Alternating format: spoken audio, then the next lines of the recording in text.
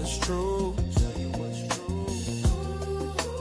Breaking down the news, he's reacting for you. They smile in your face all the time, but Big Hink's here to set it straight. Hit like, drop a comment, and subscribe to Big Hink with the real news vibe.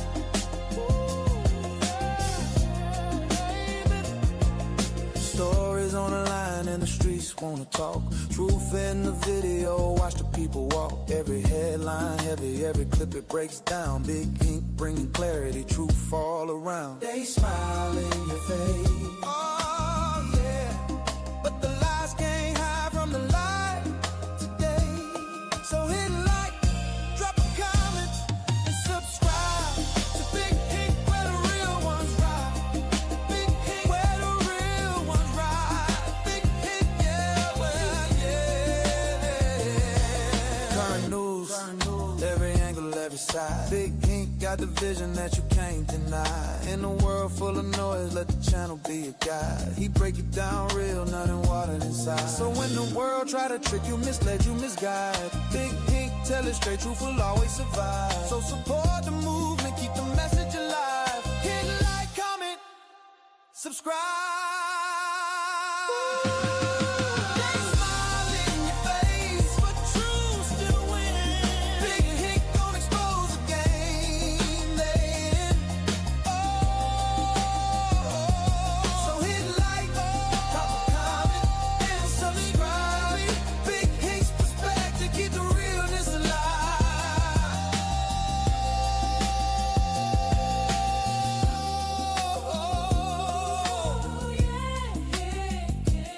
Oh, Big Hink.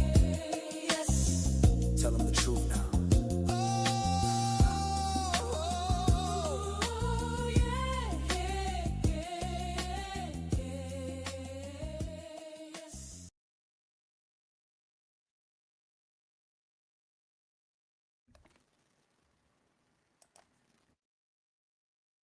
Happy Wednesday, happy Wednesday, happy Wednesday.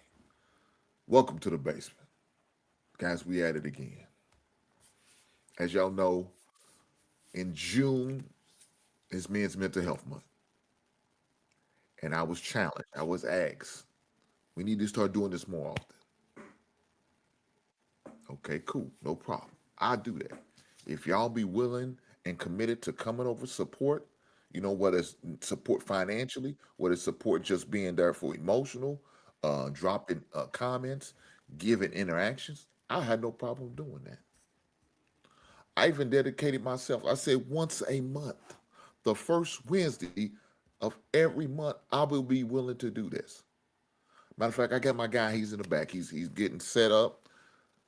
Tez, he's committed to been coming over with me, rocking with me. But it's because we want to see men be better. We want our community to be better.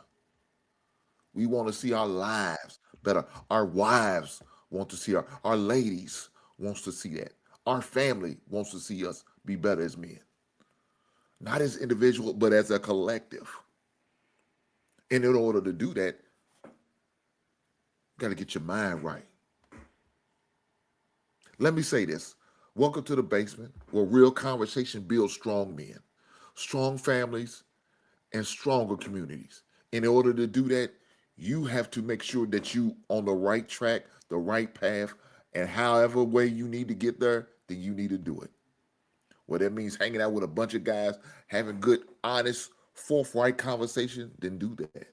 If you have to go seek professional help, then do that. Spiritual help, then do that. I'ma always encourage every man to get some physical help. Working out, eating right, eating better. Challenge yourself, going to the gym, exercising, walking your neighborhood. I know everybody maybe can't afford a gym, but there's things you can do within your home to help your own, to build you up, to make you build confidence, to help you build confidence. Go out here and touch grass. Enjoy life. Engage with people. Those are things that can help you, build you, and strengthen you. I appreciate every last people that come over. Do me a solid. Hit that goddamn like button. Push the goddamn button. Push the goddamn button. Push the goddamn button. With that being said, I just want to once again say welcome. I appreciate every last one of you guys being here. Hopefully, this show tonight is beneficial to you. Hopefully, this show tonight is going to be able to help you, inspire you, encourage you, uplift you.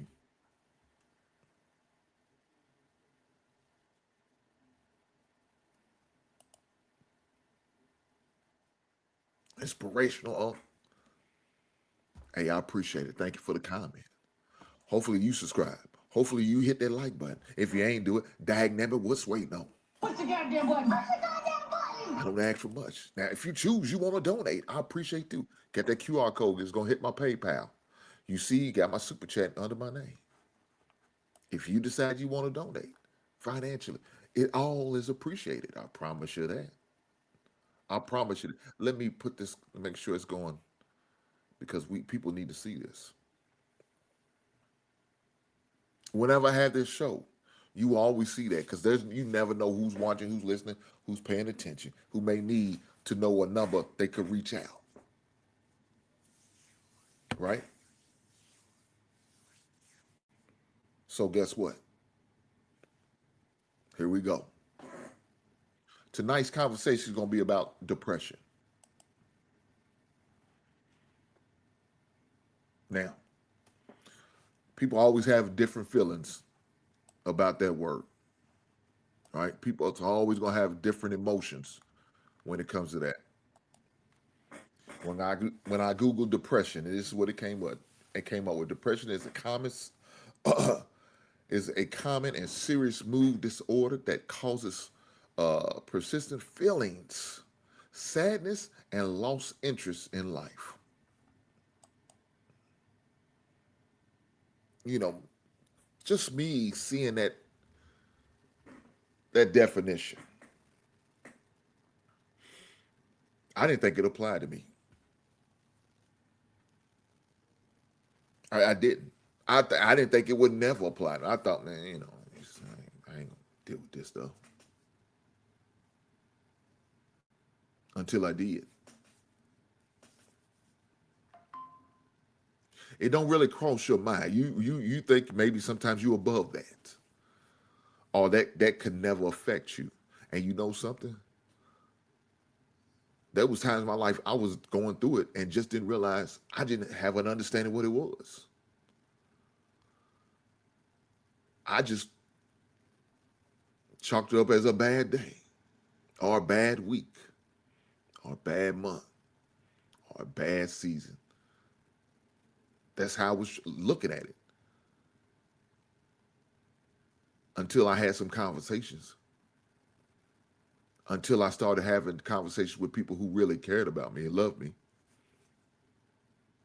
Until I started having conversations with individuals who's going or went through the same thing that I was going through. And once I had those conversations, life changed. But let me bring my man up. What's going on, Tej? I see you out there touching grass. Yes. I'm out here enjoying time, watching my son play practice for football. He's in 8U this year. Right. He's committed, right. And I'm helping him stay committed, which is a challenge. That's right. So I'm out here supporting him and making sure he gets the work in. That's the key to this sport. You gotta That's right. put into it what you want out of it. So I know what you mean. Now, is this his first year playing? this is second year. Okay. Cool. And they little guys, so as they get older, they get to learn the skill set of it all. So, and that's the work that they need to learn just to keep safe. That's the key.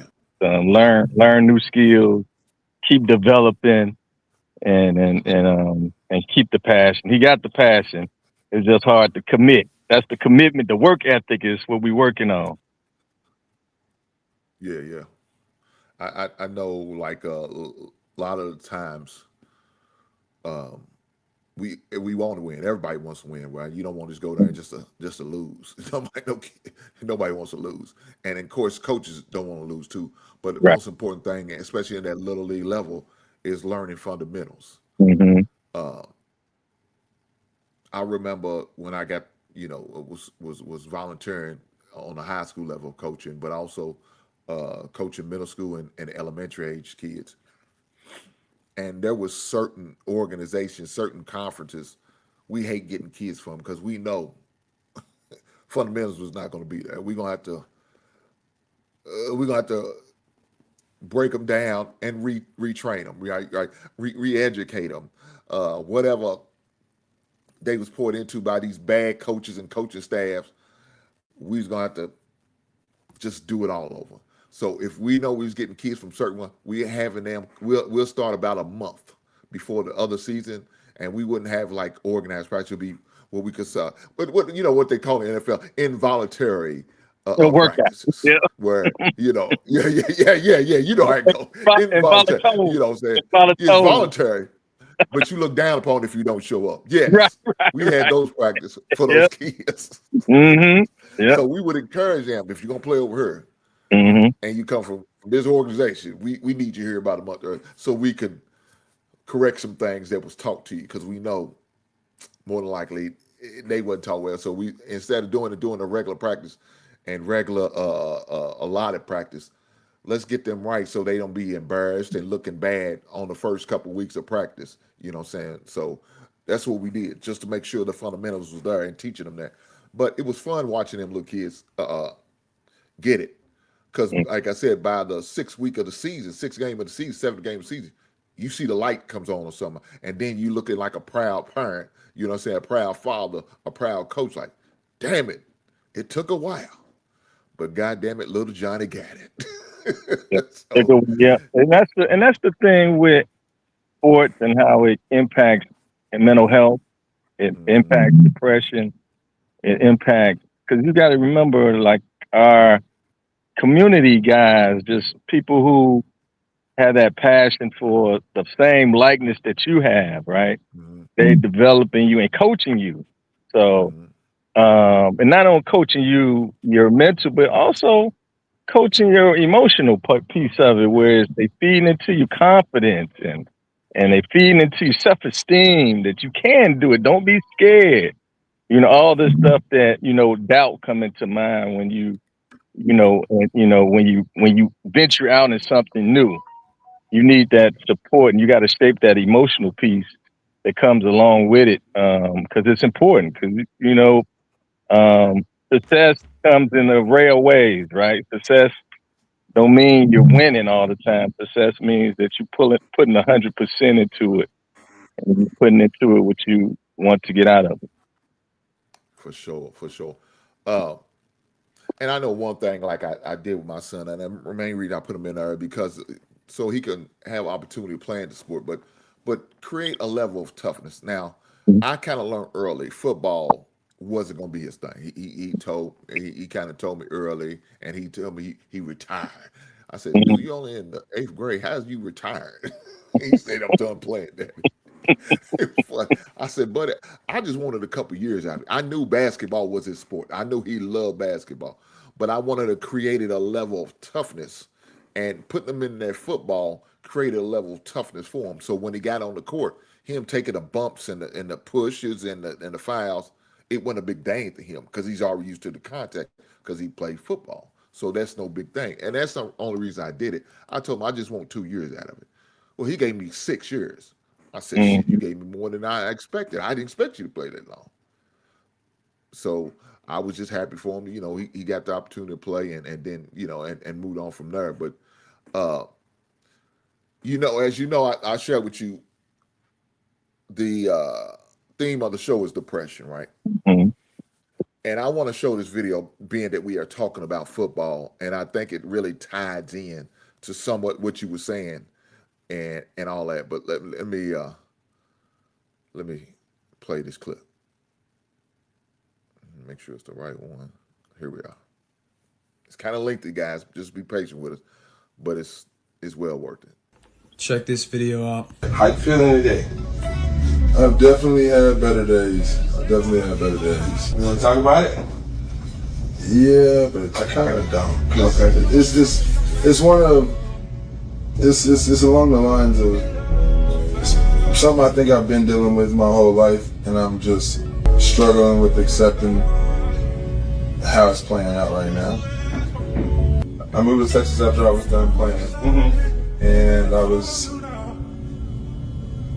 pretty unsure of what I wanted to do after I got done playing ball. I ended up finishing up or starting the process of finishing up some of my schooling. There had some workouts for guys who were finishing up their career. Did that for a little bit, but I found myself being just negative, kind of like, people were trying to get back in the league, and here I was, done with it, and pretty just unsure of what I want to do with the rest of my life. What was that like, from being an athlete full time to actually working a traditional job at that point? Man, it was so I ended up getting an incident in Louisiana, then I ended up going to jail for a little bit for that.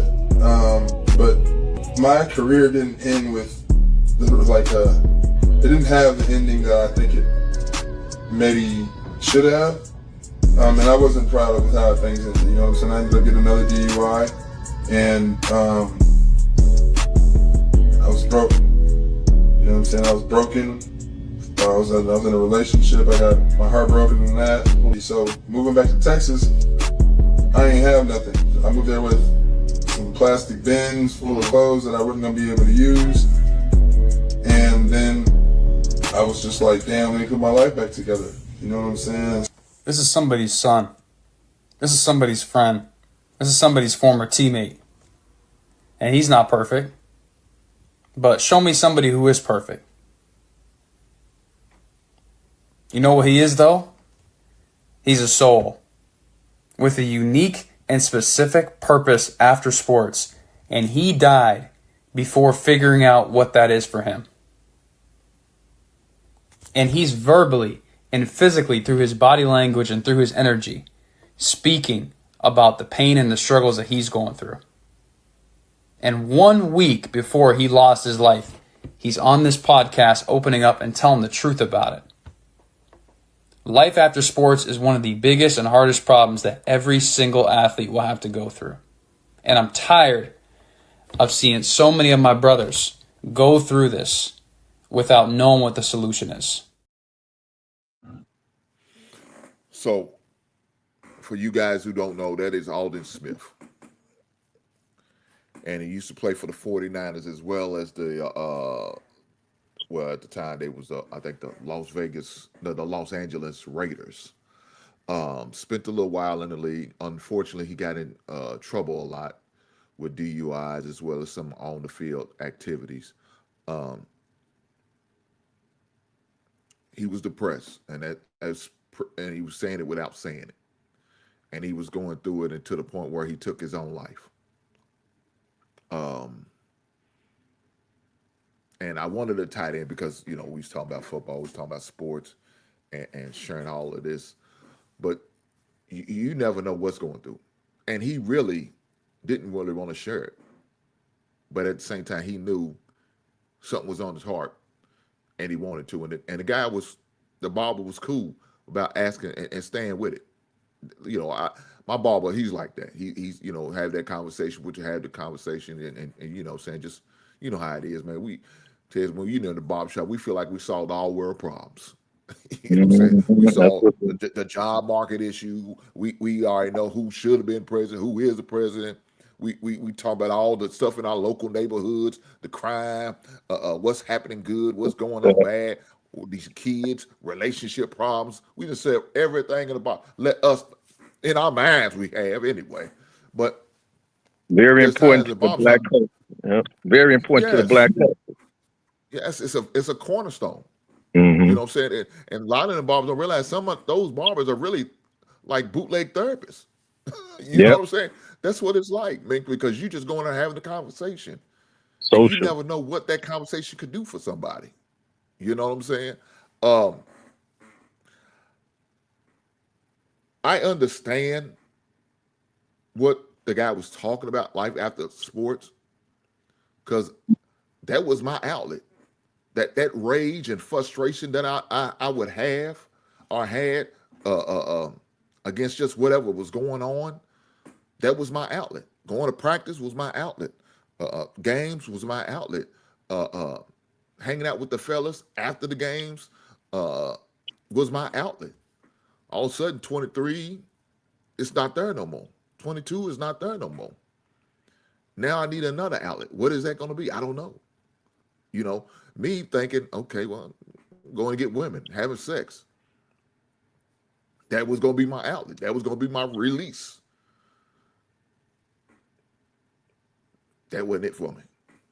It wasn't going to last long. What if the relationship going well and we end up breaking up? Then I'm in another situation. Now I'm looking for another outlet. So I'm out here just moving from pillar to post, but really not addressing what I really need to be dealing with. You know what I'm saying? And that's what I was using as an outlet. If it wasn't football, it was sex. That can't be it.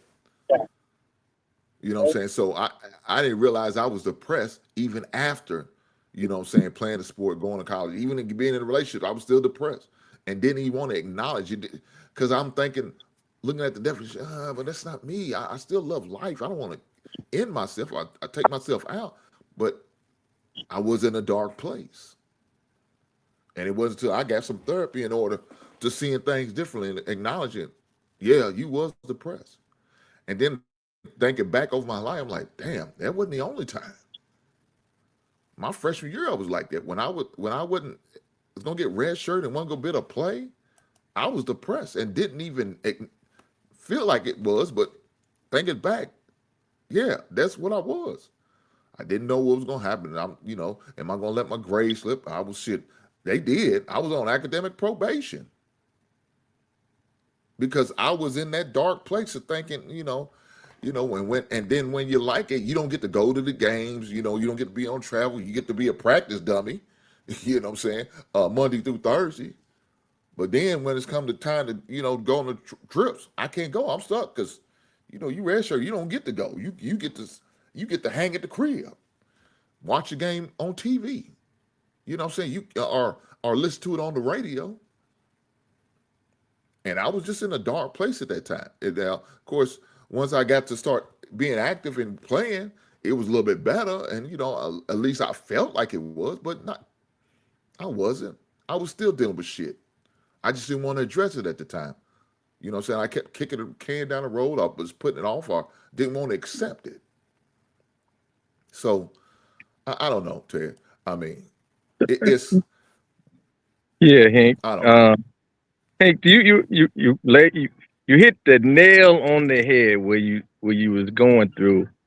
A lot of times, the recognition of what we going through, or realizing that what we're going through, we're in the mix of it, right? Because you got to remember, depression, just thoughts, sadness, doubts, reflective thinking of, well, I could have did it better. That's what we're built on. That's how we're as human beings, we all go through that. We all second guess or second think our mood, our situation, our thoughts. And it can get the best of you because of the inability to recognize how bad it is for you. And sometimes you're in denial too. The denial piece is helping you keep moving through and moving on in life because you can't sit in that and be productive and be active because that type of mood or that type of feeling don't allow you to be as as progressive. And having that realization that you are suffering deeper in this depression and it's impacting you deeper, that like the Mr. Smith on there, the football player, you would think from outside looking in, he has the best life in the world. What does he have to be sad about? What do he have to be depressed about? He played football at the highest level, and I believe he won Super Bowl, or he played at the Super Bowl. But he played the game, and he was, one of the players that everybody looked up to as like the top at his position.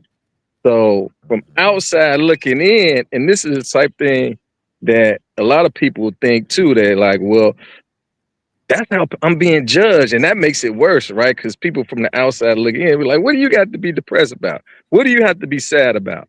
Why do you have pain? You shouldn't have pain. You got the best life. But we don't know that man's life. We don't know the tangles of what's going on. From, he mentioned being heartbroken. That's real. That's real deep. Men get heartbroken. we sometimes fail in relationships, and no matter of fact, there's not a man who hasn't failed in relationship. They may hide the fact that they're not heartbroken, but they're heartbroken. When you give your heart to someone, and for whatever reason it don't last, or it don't matriculate into something that you was hopeful for it to be, then of course the emotions get impacted, the heart gets broken, and you feel sadness, you feel depression. That's part of life. And the strong ones, they're ones who deal with adversity and able to handle that because it's inevitable. You're gonna be experiencing a lot of that, setbacks in life. It's just part of life, and how you maneuver through that is important, and build yourself up in that way so that you can maneuver. I tell people, man, the hardest thing to do in life, the hardest, is to change. Change is not easy.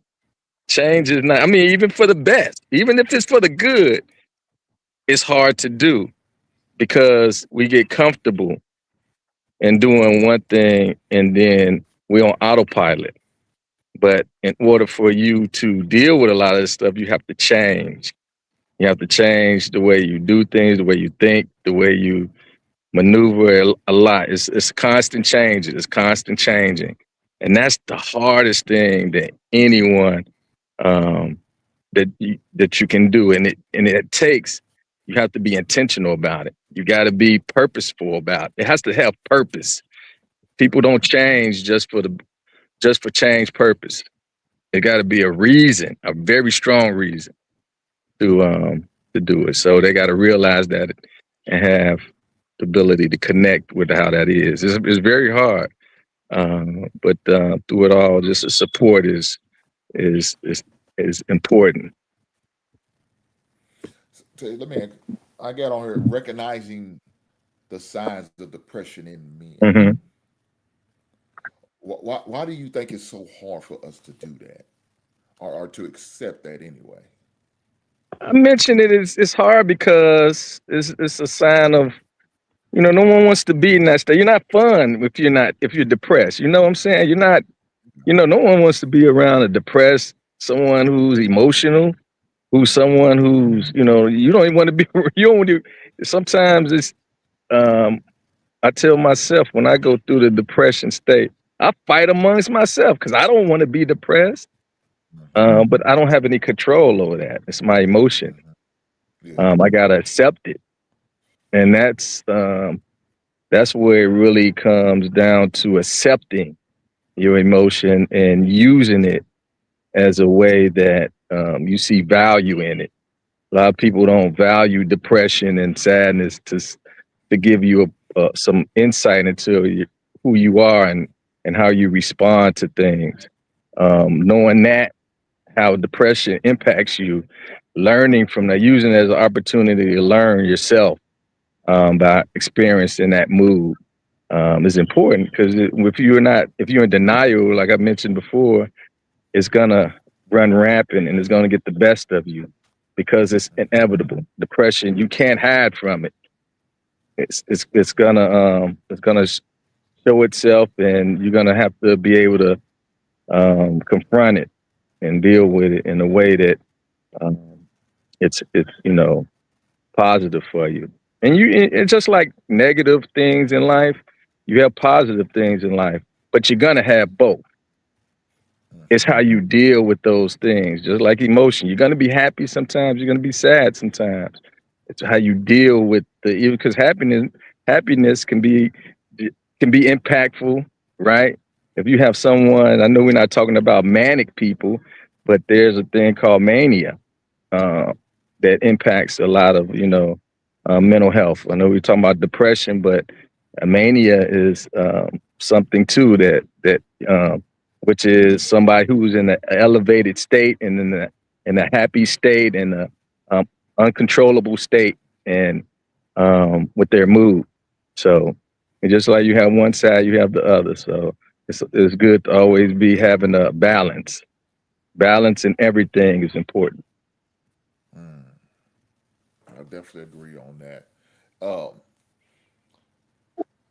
you know, when I was going through that challenge, it felt like it was no end. You know what I'm saying? You really go through some ups and downs. Now, Mhm. I've heard of stories of people, going to where they having panic attacks, anxieties, and stuff like that. Mine's wasn't that bad. I guess I was what we consider some people, how they call them functioning alcoholics and Mhm. functioning drug users. I guess I was a functioning depressed. It's not even a goddamn word. I just make some shit up. That sounds crazy, but that's where I I hear you. was.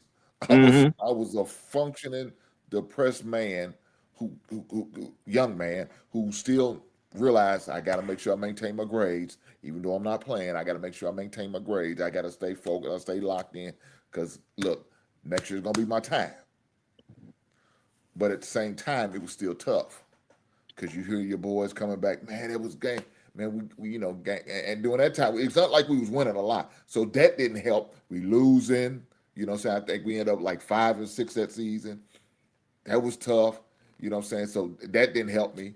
Not playing, that didn't help me. Going through the motions, I felt like just getting banged around in practice, hit around. Then the coach said, Hank, I need you to gain some weight. I'm going down to the stadium drinking shakes because that's what they had me do back in the day. They had them old weight gainer shakes. Now they only had 3 flavors. They had vanilla, banana, and chocolate. And they had that chalky taste and feel. I'm old, guys. It's not like that new. I didn't have the new nutrition shit y'all got now at your local GNC.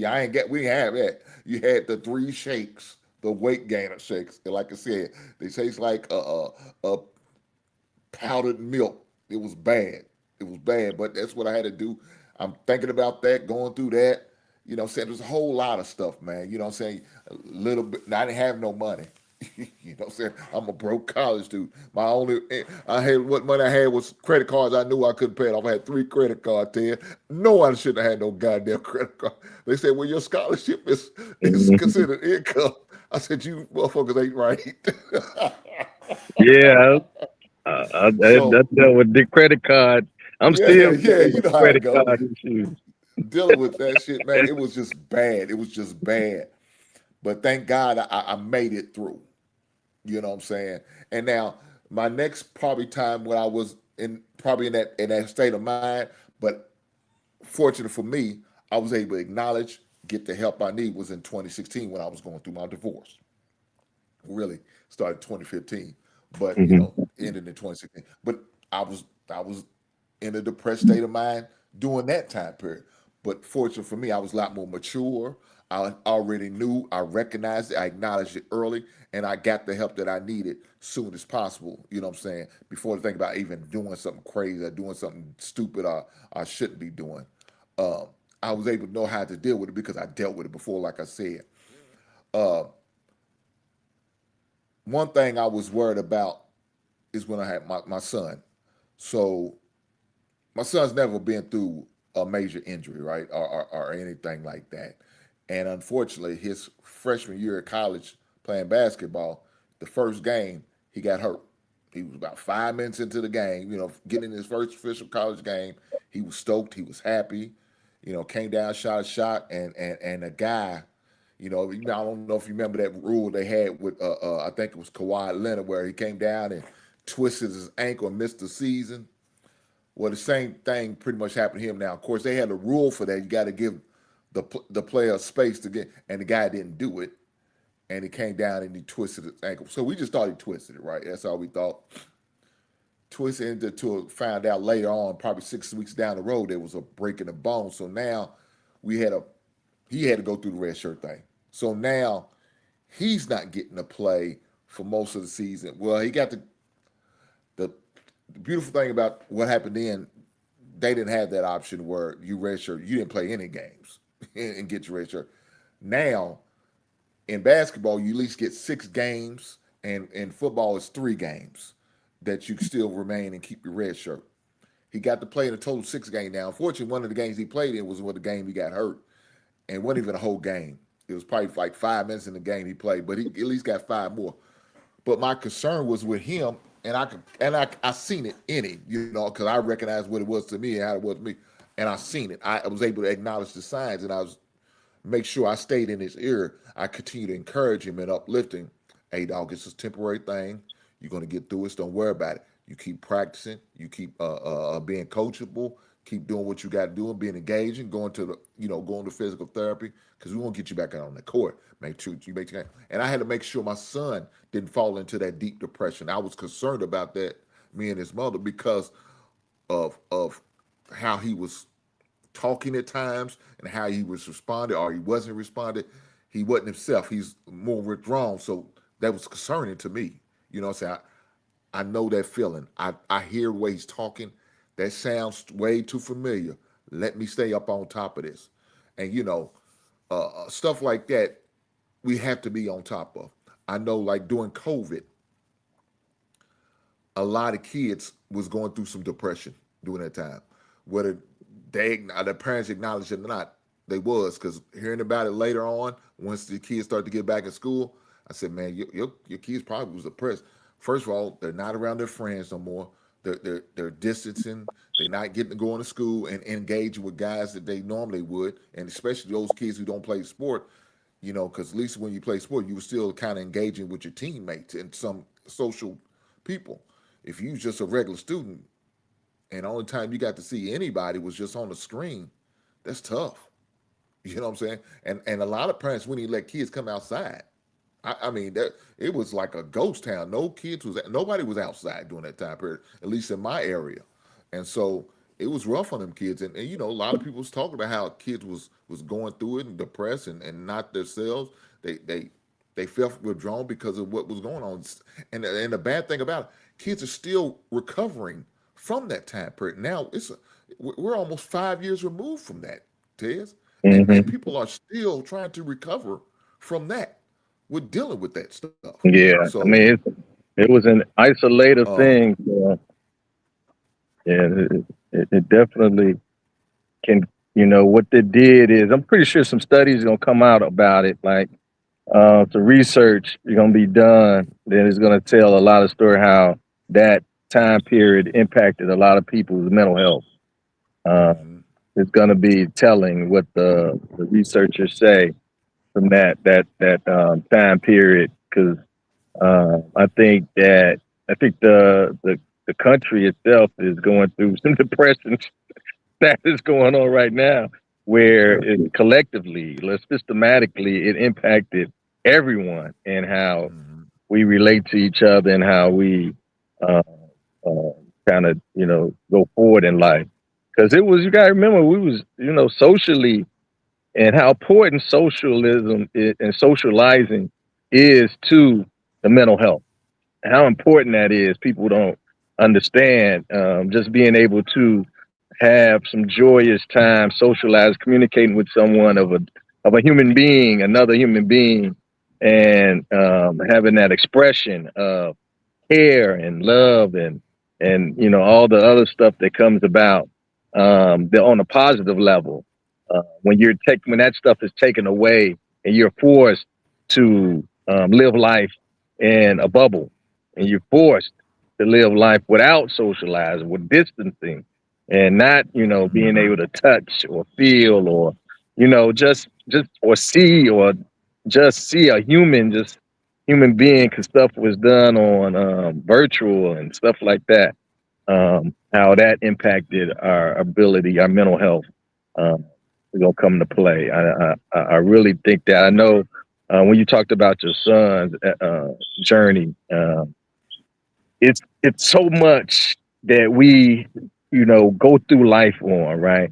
But if you don't have that constant support, that constant connection with someone where they can talk to you and just have a conversation with you about what you like and what you want to do, and just maybe you just want to hug, or you just want to somebody look at you in a certain way to say that you're doing good, you're okay, no one's gonna leave you, no one's gonna fail you. You're gonna always, regardless of what happens, you're gonna be okay. And that's what I think it really hones in to our mental health, because and I keep going back to that period. Like, living life is a scary thing. I don't care how old you are. Life is scary. Life is gonna throw you curveballs. Life is gonna, you know, make you go test you, right? It's gonna test Yeah. you to see, are you really what you really about.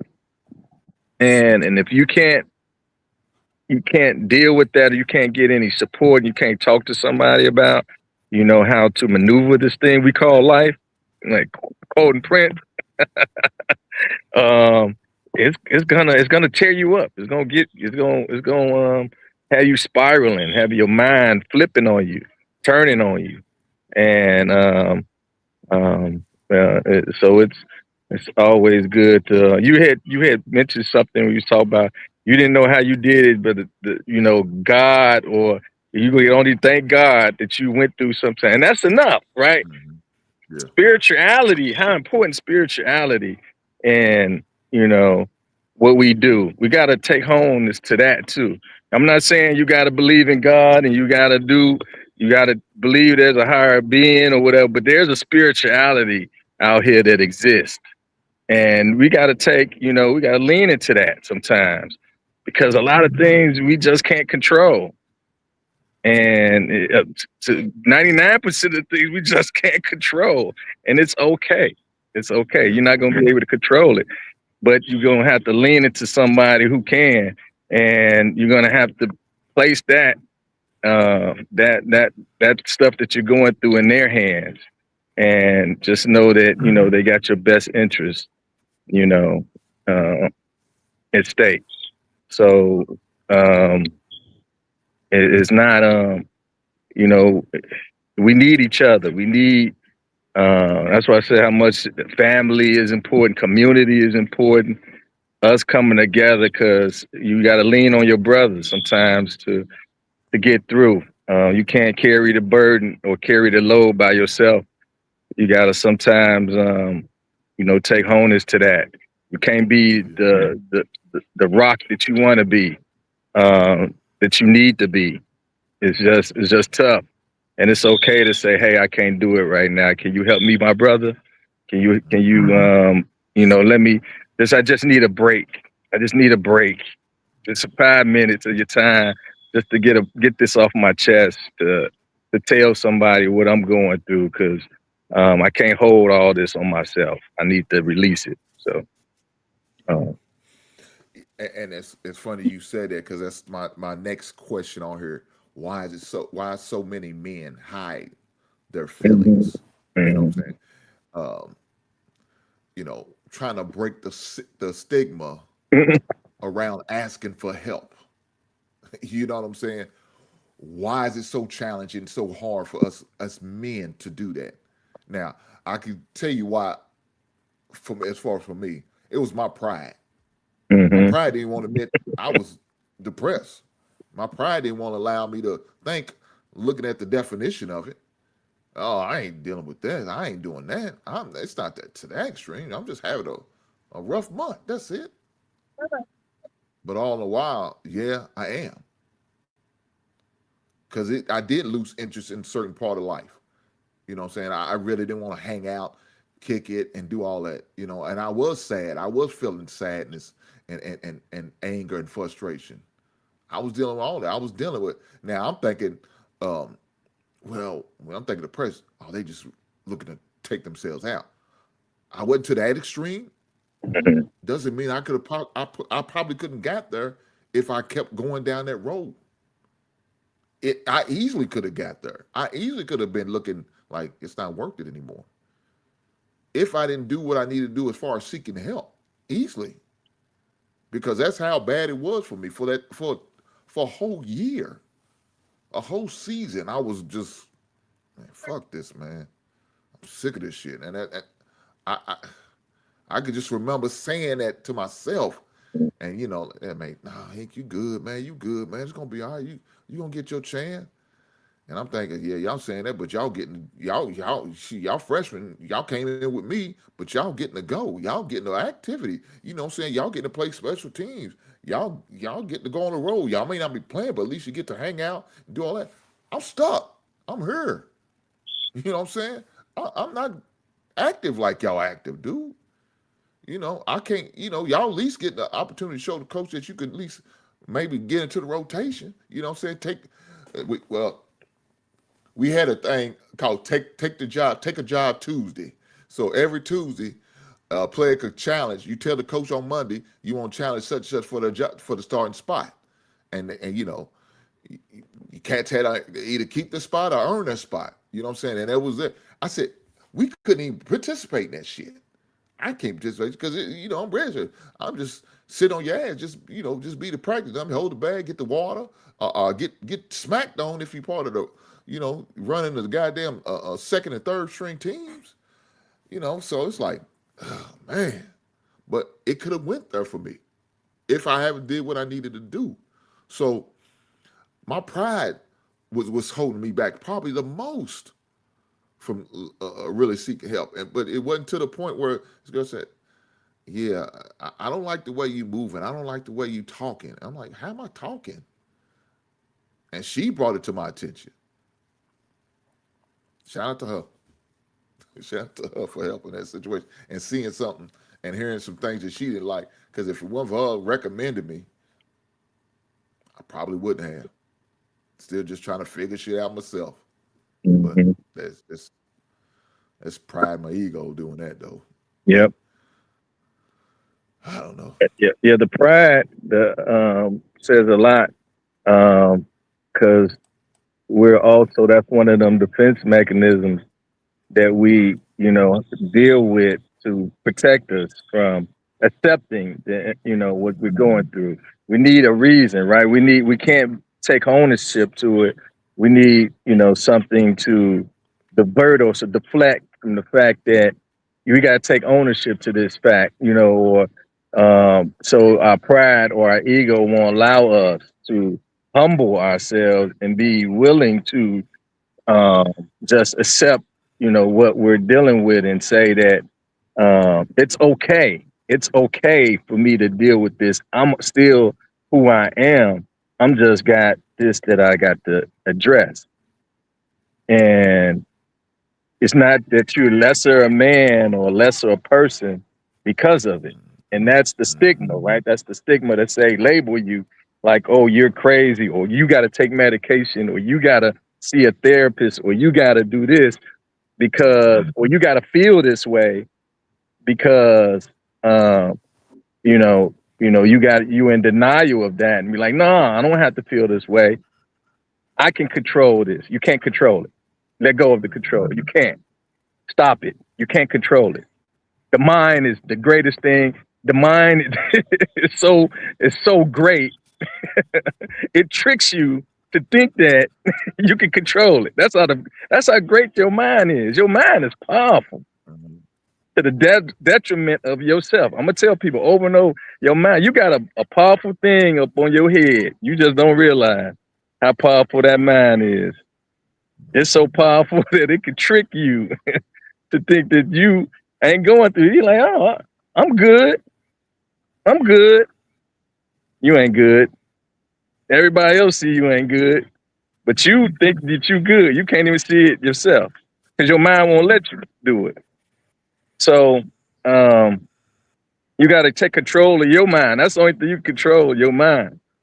You got to take control of it, and you got to feed it, things that, humble yourself to be like, look, I need to seek help, or I need to talk to somebody, or I need to talk to a doctor, a psychiatrist, and a doctor can maybe prescribe me something that can throw my chemical imbalance off and regulate it in a way that I don't be impacted by the depression as much as someone else. So that there are medications out there. I know people have their thought about medication, but they've made some big strides in medication. A lot of big strides in medication. You see it on every time you watch a television show. You see how medication commercials are all over the show, and it's talking about depression. It's talking about bipolar. If you really listen to those, to pay attention to those commercials, it shows you that there are an avenue out there that you can, and it's not a cure. Of course, the depression that you're going through, you're just gonna have to cope with. The medication helps with the symptoms that come along with the depression, and it can help you deal with that a little better.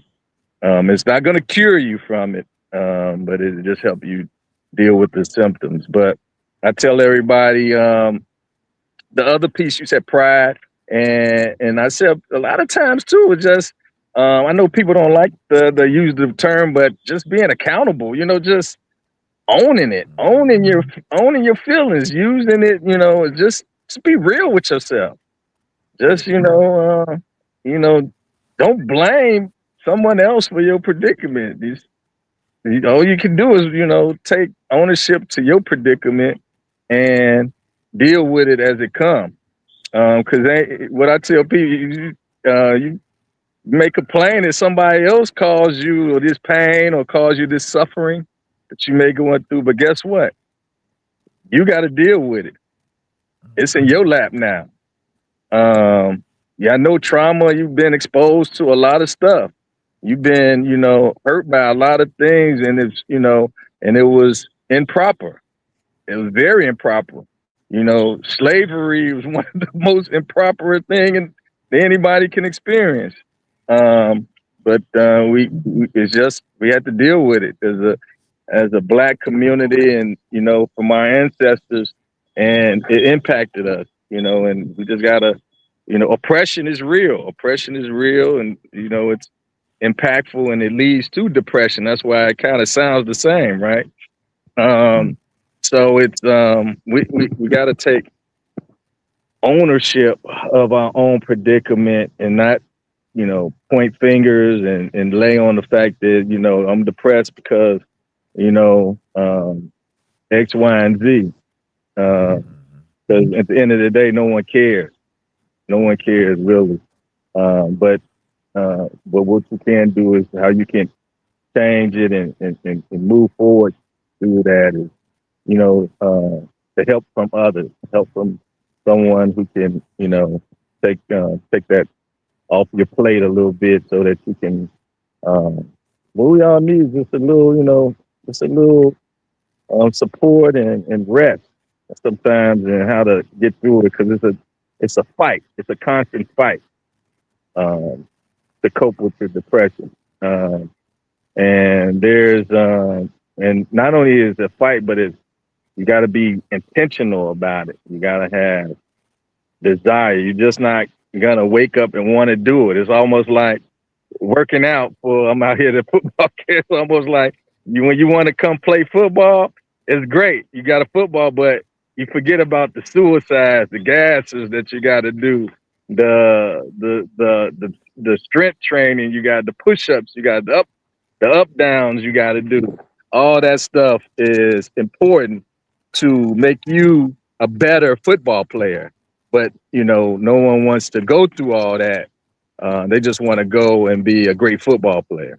They don't want to look at how much work it takes to become that. And that's the same thing in mental health.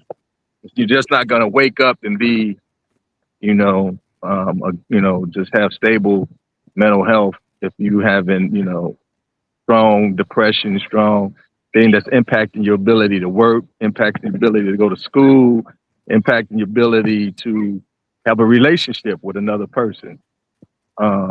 You got to put the work in, and accepting that work is important. It's not going to be comfortable work. It's going to be uncomfortable work, and but it's necessary to strengthen your ability to cope. Yeah, excuse me. I'm sorry. For sure, man. It's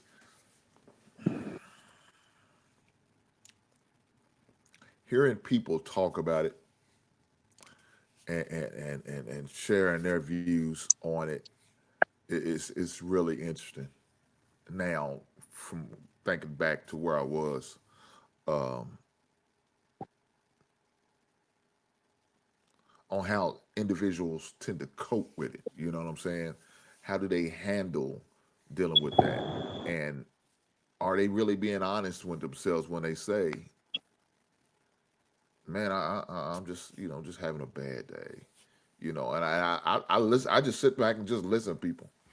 I just sit there and listen, like listen to the word choices.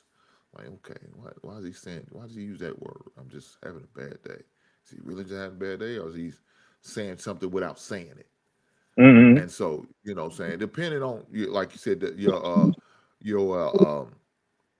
relationship with the individuals, right? And it really depends on that whether you could kind of just go on and kick the door and like, man, what's really going on, dog? What's really happening?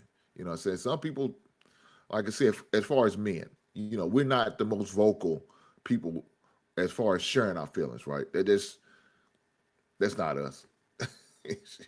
We rather tough it out, hold it in, because we don't want to be looking soft and weak and pathetic and stuff like that. And that's what people think of when you think of stuff like that. Depression, anxiety, and all of that stuff. You think of he's weak, he's soft. What I'm saying, he ain't tough, and that's really not the case. Some people just going through some shit, man, and they just don't know how to figure it out, and they really don't know the right words on how to communicate it. You know what I'm saying? Um, that's why I forever will encourage and encourage brothers to get some therapy, man. Whatever form of fashion that is for you, whatever means of therapy it is, whether it's spiritual therapy or just a professional help. I will always encourage it on a regular basis because I know a lot of brothers out here suffering. As black men, we suffer just being black men. Going outside, dealing with the world, dealing with society. That shit tough. It ain't easy. The standards, the expectations that people expect from you as a man, especially you as a black man, they looking at you and they hold you up to a certain level. You gotta be twice as good or twice as better than the next man. That's rough. So what do? You know what I'm saying? You don't want to just give up. That's not what we're trying to do. But at the same time, you can only fight so much. And if you feel like you're doing it by yourself, you have nobody in your corner, it's rough. So I always say, man, there's different ways of getting yourself in the right mind frame. Shout out to my man Fishing the Fit. Fishing was an outlet for me. Mm. Just going on the lake, and I ain't catching shit. I'm out there just feeding them goddamn things. But it was fun. You know what I'm saying? It was fun. Just being out there, listening to the sound of the bugs hitting the water, the fish jumping up and eating the bugs because they coming out of the water and stuff like that. Just little stuff. Watching that sunrise come up over the water. You know what I'm saying? Just hanging out, just enjoying. You know what I'm saying? The people who had boats riding by. You know what I'm saying? People just sitting on the dock. just chilling. You know what I'm saying? You up there lighting a little fire. You know, I don't drink, but you know, cats who be drinking the beers or drinking whatever they choose to drink. You know what I'm saying? Just enjoying them. And then just being at a place where you don't hear nothing. Everybody's pretty much quiet. It's just the sound of nature that does something for you. You know what I'm saying? My man said the gym as well. I agree. What I like to do, I like to go and walk my neighborhood. You know, I go. It's like I got my wife out there. She's mad at me. Okay, it's too early. I ain't up yet. I want to sleep in. Well, look at baby. We need to go on there and get this exercise. Let's go and get this cardio. It was probably about 8:30, 9 o'clock in the morning. She was mad. I said that's okay, but it felt good. You know what I'm saying? It felt good to get some fresh air, to enjoy the sounds of the birds early in the morning, singing or whatever they call themselves doing. But it felt good. You know what I'm saying? You felt that peace. You know what I'm saying? Another thing for me, I like to go record shopping. Just looking through records and seeing the sounds of music and then looking at the music, listening to them on YouTube. Is this the album I'm looking for? That's a form of therapy for me there. Just that moment, you know what I'm saying? Because you're at peace, you enjoying something you do. It allows you to get away from just the hustle and bustle, just of everyday life. Little stuff like that. Little stuff like that. She said it felt good to you. This may be true. Well, heck yeah, it's important to outline the the good things that everybody has their activity that they enjoy that brings them um, happiness to help cope. I tell people coping with um, those things, or you can these activities can help you with coping with stress and coping with depression. It's good to identify those things that you enjoy, what you like, because when you have, and this is a good thing to have that outlook of what warning signs or what things are happening that precipitate, you feeling at your lowest. What's going on that's going, in your life that when that happens, you're like, oh man, this sucks. I'm down, I'm out of it, or where I don't want to talk to nobody I just feel like being by myself. Find out what those warning signs are for you, and that would take some conscious thinking about what's happening before that. And because when that does occur, you can combat that with, what, I just need to do this activity that I enjoy. If it's music, if it's watching a movie, if it's working out, things of that nature. That's what you can lean into that a little bit to help you just cope a little bit more till you get your mind right, where you can what I call reset. Get a reset button. You hit that reset button and you can keep going. And then also maybe call up a friend or call up a loved one that you ain't talked to in a while. I know we all have, because life, we get very busy. We get very involved in what we do day to day, right? And sometimes you just, hey man, let me reach out to somebody I ain't talked to in a minute, or I ain't had ability to kind of like, look, let's talk. And just having that time, and you know who your friends are, your loved ones, your purpose, people in your life that you can do that with. And just, man, let's just talk. I just need somebody just to, and I tell my friend, one of my best friends, I tell, like, I just need to grab a beer. Come on, let's go grab a beer and let's just, talk about whatever. And just to have that experience where I'm sharing with someone what I'm going through, I'm getting it off my chest. And even if it's not a therapist, if it's not someone I talk to regularly, or if my therapist isn't available at that time, that there is someone I can, talk to, call, or meet up with, or, just, grab a beer and, chop it up and let's talk about some of the good things that we all done in life, right? As men, we always like to reflect on how, I know I do. I like to reflect on my good things in my life and I like to, share that with someone who probably was there with me during that time. And that's always fun times to chop it up.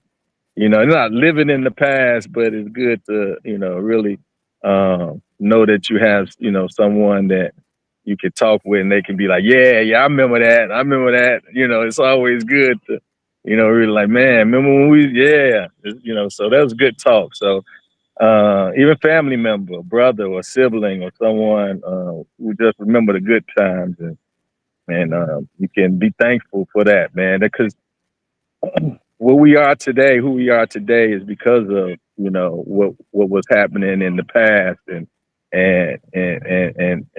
man, for the grace of God, we here today, and we still making it through, and it's good to be thankful and have gratitude to that because a lot of people can't say that. A lot of people can't say that they was able to make it to where we are today, um, and that's a testament. And sometimes that story needs to be revisited and talked about and expounded upon and even manipulated in a way that we never looked at it from that story or that angle or this angle. So it's not negative to do that. I think it's always positive because your story is your story.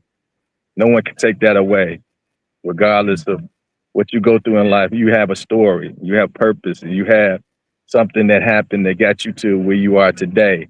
And sometimes you gotta reflect on that and look at that, where you be thankful for that and always put voice to it. Put energy to it, so that it keeps you going, keeps you thriving. Because it's I've never got to that point, but I've heard a lot of stories where people just they get to a point in their life where they're done. It's over. I don't want to do this no more. And it happens. People get to that where um, they like, why am I here? Why, why am I here? Taking this pain. I don't want to take the pain no more. I want to end it, and that's deep. When you confront it with that, then that's something that's really you have to really um, refocus and rethink what's going on in your life for you to be at that point. Um, because I think we all have purpose. We all know we have purpose. We all have important reasons why we're here on this earth. And everybody I know is in search of what that reason is. And you're not here, you're not here because of a negative reason. You're here for a positive reason. You impact so much. You may not see it, but you as a human being impacts not only yourself, but others collectively in this society, in this world, in this country. And to remove your part leaves a gap for a lot of people. And they will have to continue living with that, with you being removed from their existence physically. And that's tough to handle. So all right. Yep. My son interrupted me. But yep, No, that's you good. You good. You good. that's what I think. That's what I'm gonna show him. All right. Or It's my are they son doing? right here. Of course. Are they out of practice? Yep. No, they not. That's my youngest son. So, Oh, okay, okay, okay. oh, Oh, man. Hey, Ted, one more thing before we cut up out of here. I know one of the things that I would also love that would also be outlet with me is getting the opportunity to watch my son play basketball. The joy to seeing him out there in his element, enjoying himself, having fun, interacting with other teammates, and then coming out with the win. That was an outlet for me. You know what I'm saying? Just to see him go through that and have that fun, it allows me and it reminds me I have something to live for. You know what I'm saying? Little things like that. Being able to see your kids in their elements, happy, fun, doing what they do, enjoying them, interacting. Yes, exactly. Fatherhood. You know what I'm saying? Yeah. It's a beautiful thing. It's a beautiful thing. And the reason I'm bringing this up is because next month I'm going to be on our first of the month Wednesday. We're going to talk about divorce and how that affects your mental. You know what I'm saying? How that affects us men as fathers. You know what I'm saying? How could it affect us and our roles in our kids' life, and how that can affect us mentally, emotionally, as well as physically? Because people don't realize it affects you physically. When you're mentally not right, I feel sick, man. I feel sick. You okay? But I'm not going to get too in deep right now. But that's the next conversation for next month. So guys, definitely be looking for it. Um, I appreciate every last one of you guys being here, man, tonight. Give me a solid. Hit that goddamn like button. Push the goddamn Hey, I button. want Ted, I ain't gonna hold you. It sound like the kid's about to overtake you. yeah. Hey, look, and that's fatherhood, right? Yeah. I tell people, Yes. man, it's the joy of being a father. Woo! I see it. I mean, it's like, um, everybody. Sometimes, I had a father. My father passed away when I was 5 years old. So I didn't really have, a father in my life, for, even to this day physically, right? Um, but I would say, being a father is just up there with being a husband, right? It's one of Yes. most selfless. It's the most selfless thing you can do in life, right? Because it ain't even about you. It's about them. And every step of the way, it's about them. So, I look, I'm thankful for it, because I believe that selflessness, I know it's going to be repaid, by my generation, my legacy moving forward and continuing and in life, because my ability to put them first and me last, um, um, and um, that's important because you got to find your worth in life, right? You got to find, what's my worth? What am I here to live for? What is keeping me up every day or waking me up, other than the grace of God waking me up? What else is keeping me going? And sometimes it's the things that's right in front of your face, um, that keeping you going. And not to say that you need to be a father to keep, but I believe that. Um, just being a black man, right? Just being someone who can teach or coach or be important to the next generation coming up, because we needed it when we was coming up. Man, my Yes. uncles, my my coaches, my teachers, I mean, all the black men, or just poured so much into me, that I'm, here today because of that. And they taught me, how to maneuver life. Like, I go back to, life is tough. Life is, especially for a black man, not to, say that we're, or giving excuse to anything, but it's true. We don't see a lot of us and stuff. And a lot of times when we do things, it's a small minority of us that's doing it. And having that support from one another, where it's like, brother, I'm here with you. We can do it together, because it's always good in strength and numbers, right? You have strength in numbers because you're not in it by yourself. So yeah, I would love, look, Hank. Yeah, we get a fatherhood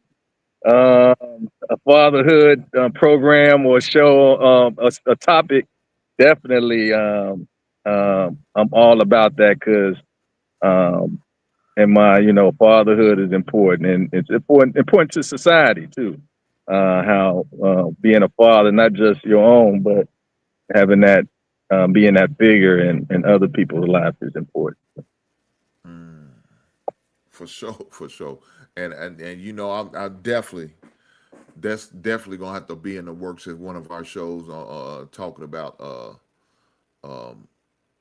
men's mental health show and doing that, and being fathers. That's definitely gonna have to be in the works. We will definitely make that one of these in the next few months for sure. Maybe let's shoot around maybe November, maybe December. November, yeah.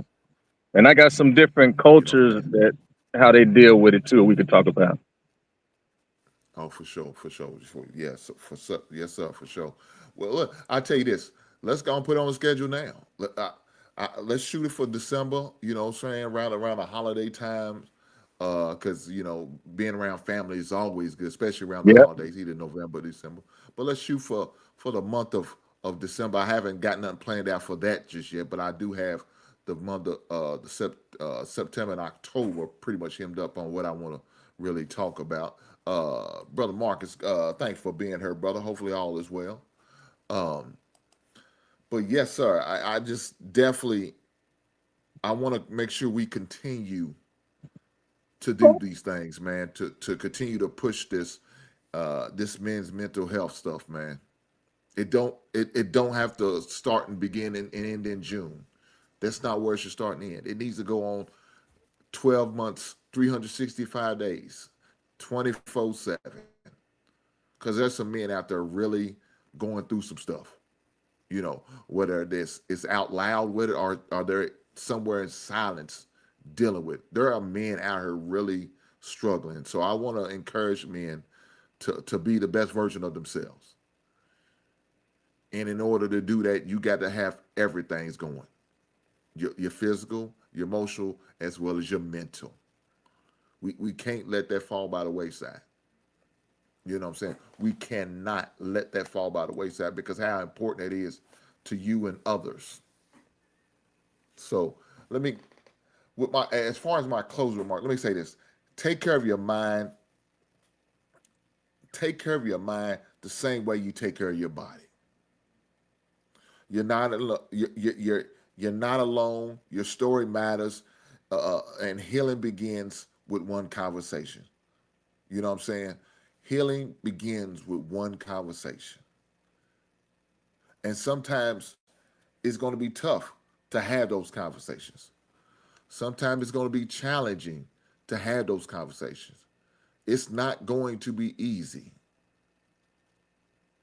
It's not. It's going to be hard. It's going to be an uphill battle for some people, because some people don't feel comfortable enough to have those conversations.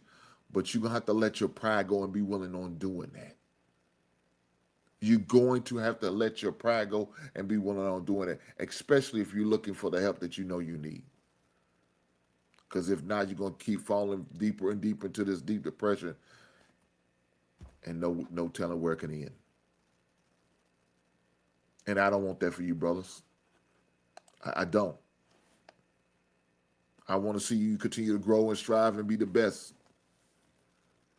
But in order to do that, you got to make sure you're getting the help that you need. Whatever means necessary on you, what you got to do it, do it.